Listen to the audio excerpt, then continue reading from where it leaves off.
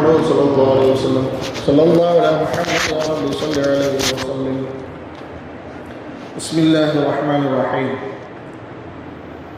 கனவிற்கான விளக்கங்களில் பலவற்றை குர்ஆன் நமக்கு கற்றுத்தருகிறது. கனவிற்கான விளக்கங்கள் சில நேரங்களில் குர்ஆனுடைய வசனங்களை அடிப்படையாக வைத்தும் கூறப்படும்.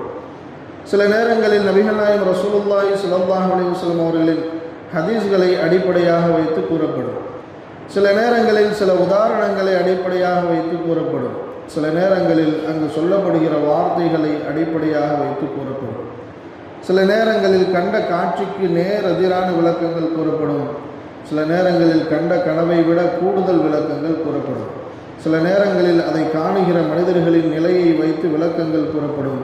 சில நேரங்களில் கண்ட கனவை விட அதன் விளக்கங்கள் மிக சுருக்கமானவையாக கூறப்படும். சில நல்லடியார்கள் அது சம்பந்தமாக சொல்கிற உதிப்புகள் விளக்கமாக கூறப்படும். இவ்வாறு கனவுகளுக்கு பல்வேறு விதமான விளக்கங்கள் கூறப்பட்டாலும் முதல் தரமான விளக்கம் குர்ஆன் கூறுகிற விளக்கம்தான். ஏனெனில் எல்லா துறைகளுக்கும் இயல்களுக்கும் அடிப்படையானது குர்ஆனே ஆகும். எல்லா ஞானங்களிலும் குர்ஆனில் இருக்கிறது. அதை சிந்திக்கிற மனிதனுடைய விளக்கங்கள் தான் குறைவுபட்டதாக நிற்கிறது என்பார்கள் ஹஜ்ரத் இப்னு அப்பாஸ் ரலியல்லாஹு அன்ஹு அவர்கள். ஒருவர் தனது கனவில் மலைகளை கற்பாறைகளை காணுகிறார். இதன் விளக்கமாக அவருடைய உள்ளம் சற்று கடினமாகி கொண்டிருக்கிறது என்று சொல்லப்படும். அவர் அல்லாஹ்வுடைய அச்சமின்றி ஹராமான காரியங்களை துணிந்து செய்து கொண்டிருக்கிறார் என்பது இதற்கான பொருளாகும். ஏனெனில் அல்லாஹு தஆலா குர்ஆனின் ஒரு வசனத்தில் சும்ம கஸத் குலூபுக்கும் மின் பஅதி ذلك فهي كالحجارة أو أشد قسوة وإن من الحجارة لما يتفجر منه الأنهار وإن منها لما يشقق فيخرج منه الماء وإن منها لما يهبط من خشية الله وما الله بغافل عما تعملون. இதன் பின்னரும் உங்கள் இதயங்கள் இறுகிவிட்டன, அவை கற்பாறையை போல் ஆயின அல்லது அதைவிடவும் அதிகமாக கடினமாயின. ஏனெனில் திடமாக கற்பாறைகள் சிலவற்றிலிருந்து ஆறுகள் ஒளித்தோடுவதுண்டு. இன்னும் சில பிளவுபட்டு திடமாக அவனில் நின்று தண்ணீர் வெளிப்படக்கூடியதும் உண்டு. அவற்றிலிருந்து தண்ணீர் வெளிப்படக்கூடியதும் உண்டு. இன்னும் திடமாக அல்லாஹ்வின் மீதுள்ள அச்சத்தால் சில கற்பாறைகள் உருண்டு விழக்கூடியவையும் உண்டு. மேலும் அல்லாஹ் நீங்கள் செய்து வருவது பற்றி கவனிக்காமல் இல்லை என்று கூறுகிறார். இதில் அவர்களின் உள்ளங்கள் இறுகி போனதற்கு உதாரணமாக கற்பாறைகளை கூறுகிறார். இதன் அடிப்படையில் மேற்சொன்ன கனவிற்கு விளக்கம் கூறப்படுகிறது. எனவே இது போன்ற கனவை காண்பவர் தன்னுடைய இந்த கடின நிலையை மாற்றிக்கொள்ள வேண்டும். அவரது உள்ளத்தின் நிலையை இக்கனவு மூலம் கூறி அல்லாஹ் அவரை எச்சரிக்கிறார்.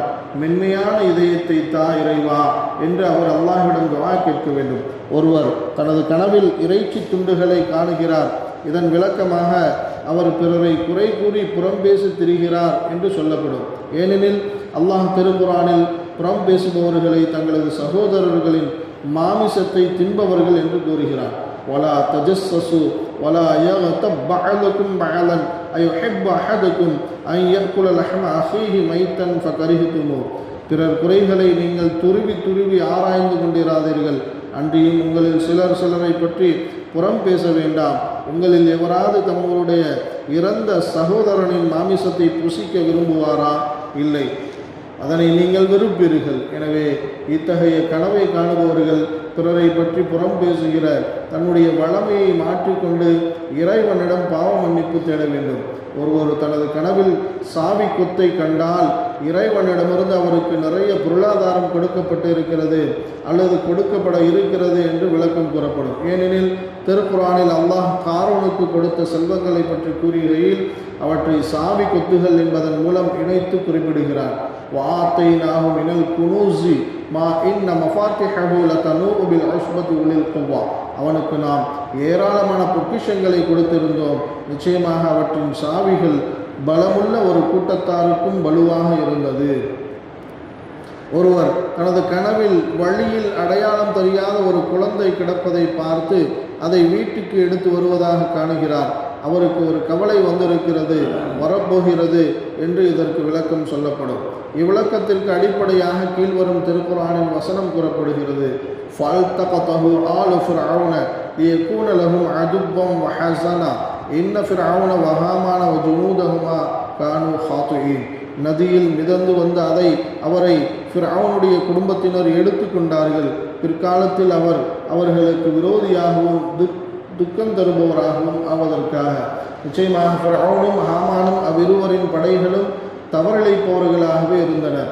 ஒருவர் தனது கனவில் கப்பலை அதில் பயணம் செய்பவர்களை காணுகிறார்.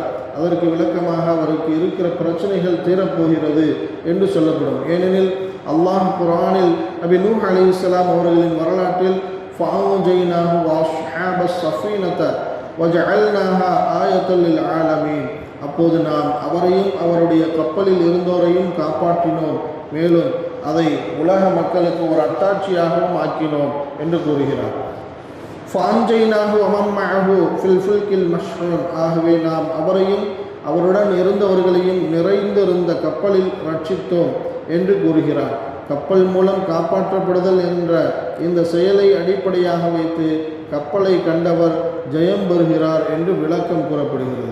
இது போன்ற நல்ல கனவுகளை, அதன் விளக்கங்களை பெறுபவர் அதற்காக அல்லாஹ்விற்கு நன்றி செலுத்த வேண்டும். ஒரே கனவுதான், ஆனால் காணுகிற ஆட்களின் தன்மையை நிலைமையை பொறுத்து அதன் விளக்கங்கள் வேறுபடும். ஒருவர் பாங்கு சொல்லப்படுவதாக கனவு காணுகிறார். அதை கனவு விளக்க மேதை அல்லாமா இப்னு சீரின் ரஹ்மத்துல்லாஹி அலைஹி அவர்களிடம் வந்து கூறினார். அதற்கு அவர்கள், நீங்கள் விரைவில் ஹஜ்ஜுக்கு செல்வார்கள், அதுதான் அக்கனவின் விளக்கம் என்று கூறினார்கள். ஏனெனில் அல்லாஹ் ஹஜ்ஜை பற்றி குர்ஆனில் கூறுகையில், வஅذின் ஃபின் நாஸி பில் ஹஜ்ஜி யஅதூக ரிஜாலன் வஅலா குல்லி ضامرin يأتين من كل فج عميق, ஹஜ்ஜை பற்றி மக்களுக்கு அறிவிப்பீராக, அவர்கள் நடந்தும் வெகு தொலைவிலிருந்து வரும் மெலிந்த ஒட்டகங்களின் மீது உம்மிடம் வருவார்கள் என கூறினோம் என்று கூறுகிறார். இங்கு ஹஜ்ஜுக்கான அழைப்பை அதான் கூறுதல் என்ற வார்த்தையில் கூறுகிறார். எனவே அதான் சொல்லப்படுவதாக காண்பவர் ஹஜ்ஜுக்கு செல்வார் என்று விளக்கம் கூறினார்கள்.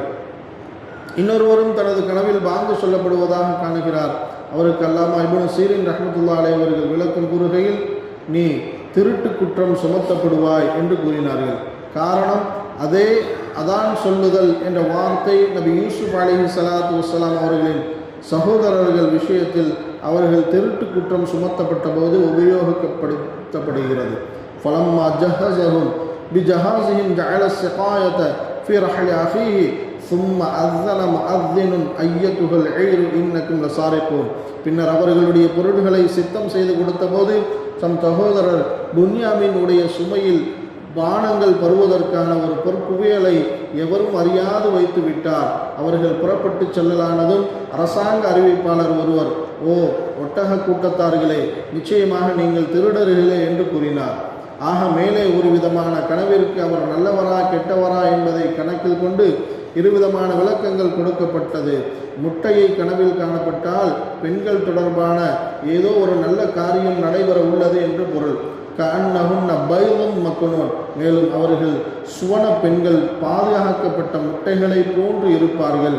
புதிய ஆடைகளை கனவில் கண்டால் அவர் திருமணம் ஆகாதவராக இருந்தால் விரைவில் அவருக்கு திருமணம் நடைபெறும் என்றும் அர்த்தமாகும். ஏனெனில் குர்ஆனில் ஆடையை குறித்து அல்லாஹ் கூறுகையில், ஹுன்ன லிபாசுல்லக்கும் வான்தும் லிபாசுல்லஹுன், அவர்கள் உங்களுக்கு ஆடையாகவும் நீங்கள் அவர்களுக்கு ஆடையாகவும் இருக்கின்றீர்கள் என்று ஆடையை ஜோடியோடு தொடர்புபடுத்தி கூறுகிறான்.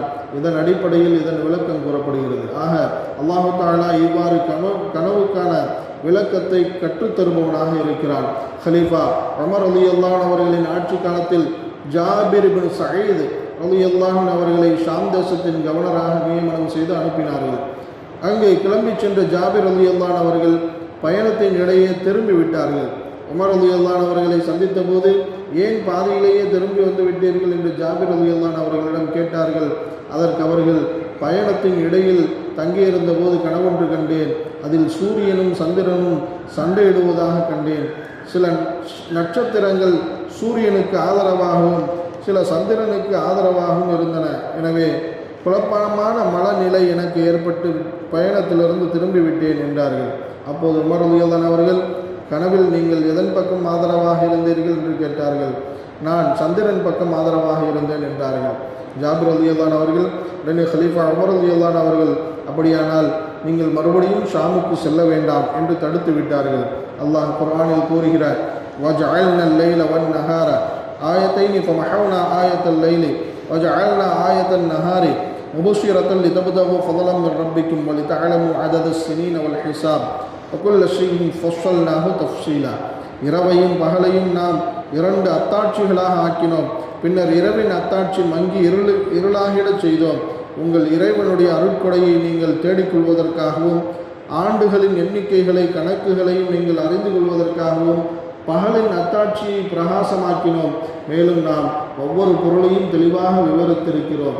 இந்த ஆயத்தின் அடிப்படையில் நீங்கள் மங்கி போகிற சந்திரனின் பக்கம் ஆதரவாக நின்றீர்கள். எனவே ஏதோ ஒரு குறை ஏற்பட வாய்ப்புள்ளது, நீங்கள் அங்கு செல்ல வேண்டாம் என்று விளக்கம் கூறினார்கள். இதன் பிறகு சில நாட்களில் நடந்த சிஃபின் யுத்தத்தில் ஜாபிர் ரலியல்லாஹு அவர்கள் ஷஹீதானார்கள். ஆக கனவுகளுக்கு பல்வேறு வகைகளில் விளக்கங்கள் கூறப்பட்டாலும் குர்ஆனின் அடிப்படையில் கூறப்படுகிற விளக்கங்கள் முதன்மையானவையாக இருக்கின்றன. அல்லாஹ் பல்வேறு ஞானங்களின் கோர்வையாக குர்ஆனை ஆக்கியுள்ளான். கனவுக்கு விளக்கம் என்கிற கண்ணோட்டத்தில் பார்க்கிற பொழுது குர்ஆன் முழுவதுமே கனவுகளுக்கான விளக்கமாக இறங்கியதோ என்று எண்ண தோன்றுகிற அளவிற்கு அதில் விளக்கங்கள் உள்ளன. அல்லாஹ் நம் அனைவர்களுக்கும் அருள் புரிவானாக.